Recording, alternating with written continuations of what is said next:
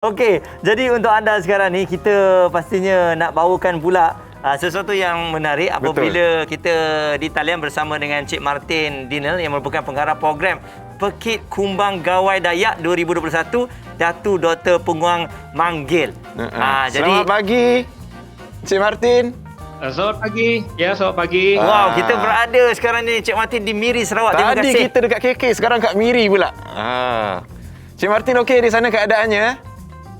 Okey. Okey, alright. Agak okey lah. Cik Martin, sebelum tu kita nak ucapkan selamat menyambut Hari Gawai.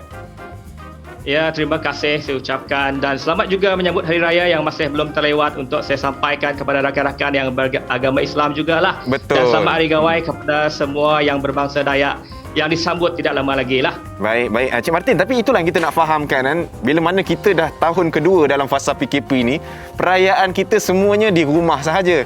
Perayaan kita terbatas. Jadi macam mana dengan sambutan Hari Gawai untuk tahun itu?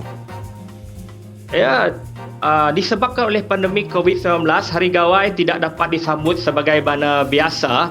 Tetapi kita masih bersyukur ia masih boleh diraikan mengikut ketetapan SOP yang telah dikeluarkan oleh Sarawak Disaster Management Committee SDMC. Ia boleh diraikan oleh ahli keluarga dalam satu bilik sahaja jika di rumah panjang dan boleh diadakan di bilik masing-masing lah.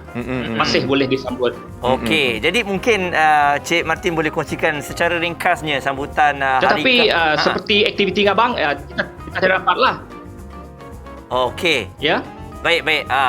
So, baik, mungkin secara ringkasnya sambutan Hari Gawai ni. Sebab kalau kita tengok secara asalnya adalah untuk menghormati semangat padi. Jadi untuk kita mudah fahami sebab sekarang ni saya rasa tak terlewat untuk kita sentiasa mempelajari perayaan-perayaan yang ada di Malaysia ni. Silakan Cik Martin. Ya, memang Hari Gawai ini bersinonim dengan semangat padi itu sendiri, iaitu pesta selepas musim menuai dan juga untuk kita bersedia untuk penanaman padi yang baharu. Kalau kita imbau kembali sejarah Hari Gawai ini, ia tidak diiktiraf oleh pihak kerajaan British pada masa dahulu ya, tapi telah diperjuangkan oleh Datuk Seri Trazenda yang pada akhirnya diiktiraf pada 1 Jun bermula 1965 dan diberikan cuti umum sehinggalah ya ke hari ini kita masih boleh menyambut Hari Gawai seperti yang telah diberikan pengiktirafannya oleh pihak kerajaan. Jadi sampai hari ini masih ada sambutannya. Itulah orang yang memperjuangkan supaya diiktiraf. Tapi Cik Martin, yang saya nak fahamkan kan selalunya ialah kita ni mungkin kurang tahu. Jadi kalau sebelum Hari Gawai itu selalunya persiapannya macam mana? Dari segi makanan, pakaian, ada pergi shopping baju baru ke? Macam mana? Persiapan Hari Gawai itu sendiri ya memang shopping baju baru tu memang sudah ada, tapi saya ingin berkongsi tentang tradisi.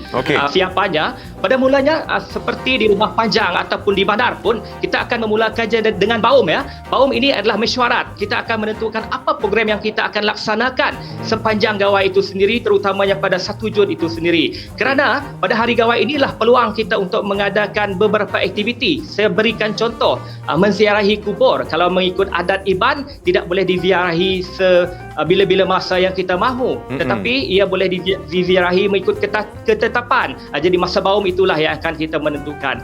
Begitu juga berkenaan dengan persiapan untuk menyediakan juadah makanan. Pada zaman dahulu kita akan pergi ke hutan untuk memburu atau mencari hasil-hasil tumbuhan seperti buluh digunakan untuk memansuh. Sebab itu Pulau Galau dan pemakai benua ini sangat penting ya kepada masyarakat Iban sehingga ke hari ini. Sebab itulah sumber kita untuk menyediakan seperti yang kita tengok di dalam gambar buluh itu tadi, kita dicari dekat hutan ya. Kemudian persiapan yang lainnya bagi yang masih mengadakan upacara miring, semestinya mereka akan menyediakan diri untuk melakukan aktiviti tersebut. Maka demikianlah serba sedikit tentang persiapan Hari Gawai yang kita lakukan setiap tahun ya. Okey. Jadi Cik Martin, kalau kita lihat sejak dari dulu lagi sambutan ini telah pun diadakan. Bagaimana dari ritual tradisionalnya? Adakah masih lagi dibawa daripada dulu sehingga sekarang ini ataupun sekarang ini mengikut keadaan yang bersesuaian dengan perayaan Hari Gawai itu sendiri? Berkaitan dengan ritual ini, saya ingin berkongsi juga selain dari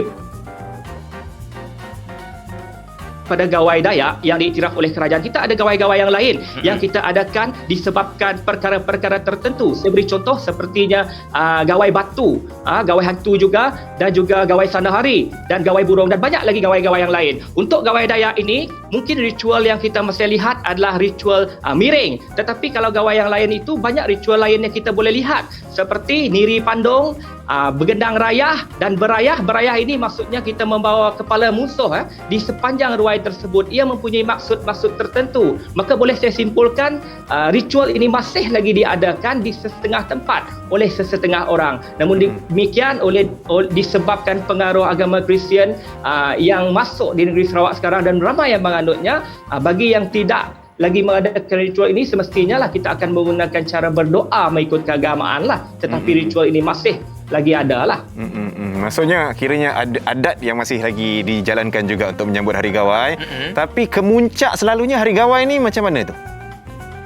Kemuncak Hari Gawai itu sendiri adalah ngirup air pengayung yang kami panggil. Ianya diadakan tepat pada pukul 12 tengah malam ya, pada 1 Jun itu sendiri. Maka sebelum 12 tengah malam itu, pada petang itu masa itulah yang kita akan mengadakan ritual miring ataupun yang beragama Kristian akan berdoa. Tetapi selepas daripada itu, sebelum menunggu kemuncak 12 tengah malam ini, pelbagai perkara yang kita lakukan seperti suka neka, kita juga akan berpekik kumang, kita juga akan bermain alat tradisi muzik iban, kita akan ngajat dan sebagainya. Sehinggalah menunggu detik 12 tengah malam itu, barulah kita akan ngirup air pengayung. Air pengayung ini adalah yang diperbuat daripada air tuak yang mempunyai maksud seperti yang dalam doa Hari Gawai itu, supaya kita gayu guru, gerai nyamai lantang senang nguan menua, yang bermaksud supaya kita sihat walafiat dan senang kita menghuni dunia ini. Itulah maksudnya dan boleh dikatakan itulah kemuncak yang ditunggu-tunggu. Sekalipun kita tidak ada aktiviti lain, kalau kita Hari Gawai,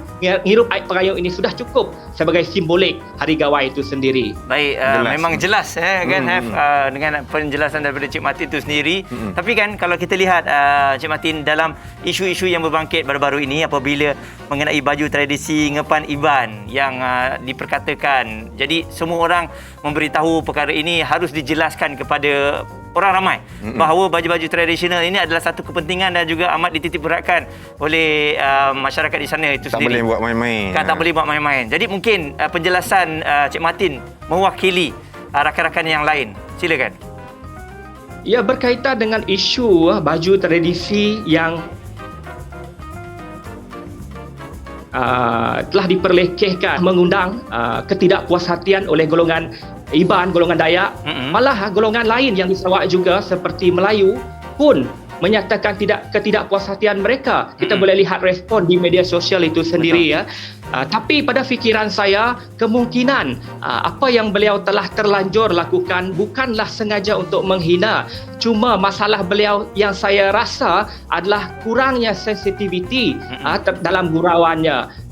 Jadi saya amat berharap agar perkara insiden seperti ini beliau pun sudah meminta maaf agar ia boleh diselesaikan dari segi adat jika perlu, dan berkaitan dengan laporan polis yang telah banyak dibuat di negeri Sarawak ini, kita serahkan kepada pihak berkuasa untuk melakukan siasatan, dan harapan saya ya supaya benda ini boleh menjadi iktibar kepada kita dan boleh beri kita ruang untuk kita lebih sensitif hidup dalam kepelbagaian budaya dan agar kita kekal hormat menghormati dan mengekalkan keharmonian di Malaysia ini menjadi iktibar daripada kes yang telah berlaku. Dan di satu sudut lagi saya amat berharap kepada individu ini, seandainya beliau mendengar, saya ingin meminta beliau ya untuk membuktikan benar beliau tidaklah sengaja untuk menghina, tetapi beliau adalah tidak sensitif dalam gurauannya. Maka tunjukkan kepada kita, bantu kita kalau boleh mengangkat balik identiti Ngepan Iban ini menggunakan platform dan kapasiti yang beliau ada, kerana beliau mempunyai pengaruh yang besar di media sosial yang mempunyai jutaan follower. Angkat balik, perkenalkan kepada masyarakat, bukan sahaja di Malaysia tetapi kepada dunia. Maka dengan cara seperti yang orang kata, ular yang menyusur akar tidak akan hilang bisanya. Kita sama-sama mendapat keberuntungan dan beliau pun dapat membuktikan apa yang beliau telah lakukan hanyalah keterlanjuran. Dan saya juga ingin mengajak agar kita sama-sama memaafkan beliau sebab beliau pun sudah meminta maaf, dan saya berdoalah yang baik-baik saja untuk beliau sendiri dan kepada masyarakat dan golongan Dayak. Semoga perkara ini diselesaikan dengan penuh kewajaran. Itulah harapan saya. Betul. Itu yang kita perlu tahu, sensitiviti dalam bergurau, especially kalau melibatkan budaya dan adat. Kita tak perlulah dibuatkan bahan jenaka. Tapi sebenarnya kalau kita tengok Cik Martin sebenarnya dari sudut positifnya pula kepada rakyat Malaysia yang lain yang belum tahu pasal Ngepan Iban sebelum ni, kita dah tahu dah pakaiannya. Ada manik-manik apa nama tu? Pakai marik empang marik empang. Lepas tu Benar, Mari Empang. Lepas tu pakaian-pakaian yang lain secara tersusun. Kita jadi belajar juga pada masa yang sama, Cik Martin kan. Cuma yang sekarang ni lagi saya tertarik sebenarnya bila Cik Martin sendiri bercakap ni, nampak macam terlalu petah ni. Cik Martin sebenarnya kiranya sebagai seorang ahli pidato ke, sebagai pengacara ke, DJ radio ke, ataupun pengacara majlis bila berlaku majlis hari gawainya di sana ni. Tidaklah, saya kira saya berkaitan dengan teknikal lah. Saya bekerja dengan syarikat swasta iaitu Jotun Malaysia, berkaitan dengan cat. Tidak ada kaitan pun. Tapi pada zaman universiti dulu saya pernah lah juga mengikuti program seperti debat dan pidato. Patutlah. Tapi bukanlah seorang yang hebat lah. Tapi okey, mungkin dari kesempatan ini Cik Martin boleh kongsikan sedikit mengenai program Pekik Kumang Gawai Dayak 2021 ni, Cik Martin? Ya, saya boleh. Berkaitan dengan program ini adalah program yang kita tidak dapat jalankan semenjak tahun lalu. 2020 langsung tidak ada Pekik Kumang ini, tetapi tahun ini kita bersyukur kerana dapat menganjurkan program Pekik Kumang Gawai Dayak 2021. Piala Yang Berhormat Datuk Dr. Penguang Manggil yang diadakan secara maya. Kita akan mengadakan siaran secara langsung melalui Facebook page Yang Berhormat Datuk Dr. Penguang pada 6 Jun 2021 pukul 7 malam. Kita kan ada ramai penonton kerana kita percaya ramai golongan Dayak yang merindui kemeriahan Gawai Dayak ini ya. Jadi sama-sama kita nantikan pada 6 Jun 2021 itu nanti pada pukul 7 malam. Baik, Cik Martin, mungkin boleh kongsikan Instagram atau Facebook yang boleh dikongsikan supaya orang boleh cari Cik Martin di sana untuk berkenal-kenal ataupun nak bertanya tentang Hari Gawai. Ya, Instagram saya sangat mudah dicari. Type saja nama saya. Ini seperti yang dipaparkan di skrin. Facebook Martin Dinil. Boleh dicari MARTINDINIL. Begitu juga dengan Instagram pun sama. Baik, terima kasih sekali lagi Cik Martin penjelasan itu tadi. Ya, sekali lagi selamat menyambut Hari Gawai. Ya, dalam normal baru ni kita doakan dipermudahkan segala-galanya. Cik Martin. Stay safe, Cik Martin. Ya, terima kasih banyak-banyak. Selamat Hari Gawai. Selamat Hari Gawai, Cik Martin. Itu dia penerangan